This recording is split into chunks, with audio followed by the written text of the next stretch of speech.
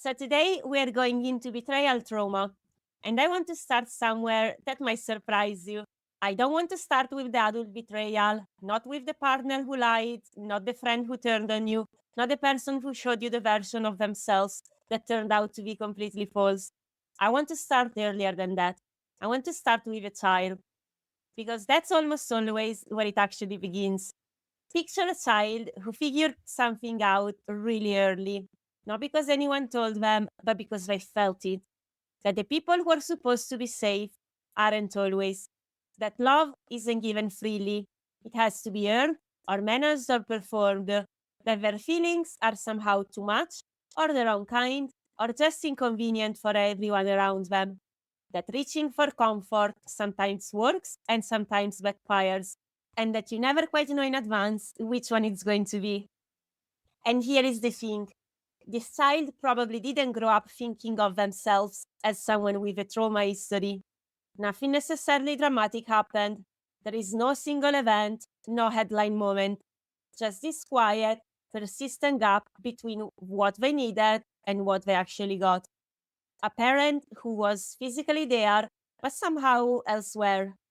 Warmth that arrived in bursts and then vanished without warning. Needs that were met on the surface, food, clothes, a roof, but not underneath.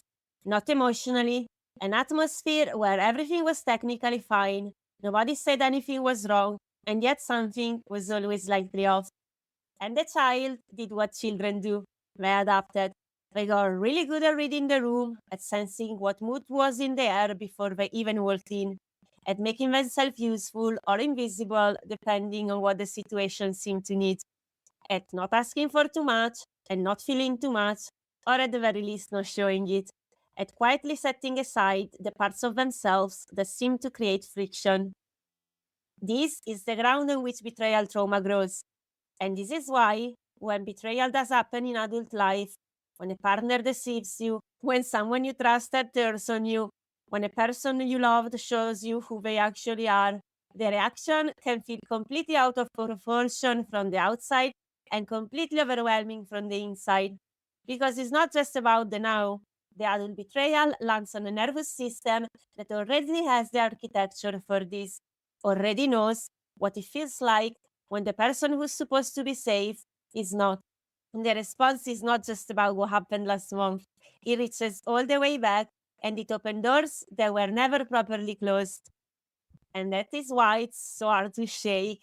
That's why the shame can almost feel worse than the pain itself. You are responding to the full stack program, my friend.